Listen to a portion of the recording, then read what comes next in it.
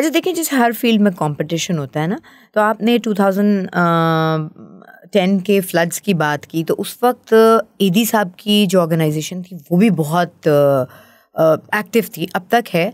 तो ऐसे वक्त में जहाँ एक बेंचमार्क इतना बड़ा ईदी साहब की शक्ल में, या ईदी साहब जहाँ तक पहुँचे हैं वो सेट कर दिया गया हो, तो फिर बाकी आने वालों के लिए मुश्किल होती है। लोग सीरियस लेते हैं, लोग ट्रस्ट करते हैं। देखिए, मैं तो आज तक अपने हर वीडियो में हर जगह क्लियर बोलता हूँ कि हम ईदी साहब को कॉपी करते हैं, हम ईदी साहब को सीखते हैं, हम ईदी साहब को पढ़ते हैं, हम ईदी साहब की चीज़ों पर अमल करते हैं। हमने वही लाइन, वही डायरेक्शन ली है। और मैं बड़ा प्राउड कहता हूँ कि पाकिस्तान का सबसे बड़ा इदारा आज भी ईदी है। किसी का सगा बाप जिसने उसको नाम, शनाख्त, पहचान दी हो, पढ़ाया लिखाया हो, जायदाद दी हो, गाड़ी, सब कुछ दिया हो, लेकिन वो अगर अचानक पागल हो जाए, अपने कपड़े फाड़ना शुरू कर दे, अपनी पोती नवासी को उठा के छत से नीचे फेंकना तो शुरू कर दे, कितनी देर वो घर में रखेंगे आप उस बाप को? कहाँ लेकर जाएंगे? कोई सेंटर है शहर में? नहीं, आप ईदी सेंटर लेकर जाएंगे और वो इदारा बगैर पैसा रुपया लिए उनका इलाज करेगा, उनको नॉर्मल करके 2 महीने बाद आपको वापस करेगा। तो जो काम वो कर रहे हैं, शहर में कहाँ 1600 लोग डेली मरते हैं, ईदी साहब के अलावा कौन सा मुर्दा खाना आपने देखा? अगर बात करूँ पूरे वर्ल्ड में तो 1600 एम्बुलेंसेस का फ्लोट किसके पास है? ईदी साहब। और कोई ज़ख्मी, कोई लाश, कुछ किसी की उठा लें, सवाल ही नहीं पैदा होता कि पैसे रुपए के लिए उसकी फैमिली से लड़ रहे हैं।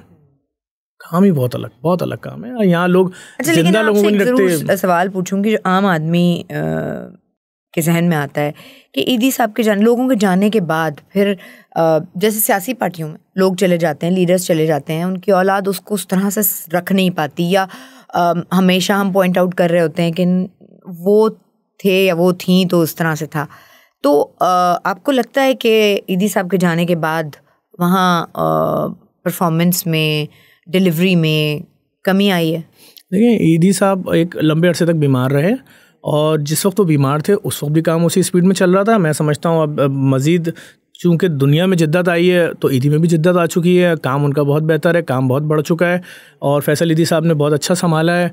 और बिल्किस आपा जब तक थी वो बहुत अच्छा, और अभी उनकी पूरी फैमिली इन्वॉल्व है। आप देखें तो सेटअप यहाँ से लेकर आप अभी मैं और आप यहाँ बैठे हैं, खुदा न खास्ता कोई वाक़या अगर हम चमन में या पेशावर अफ़गानिस्तान के बॉर्डर के पास भी सुनेंगे तो पहली फुटेज जो आएगी उस फुटेज में आपको ईदी की एम्बुलेंस नज़र आएंगी। तो इसका फिर इसके बाद कौन सा रिज़ल्ट रह जाता है?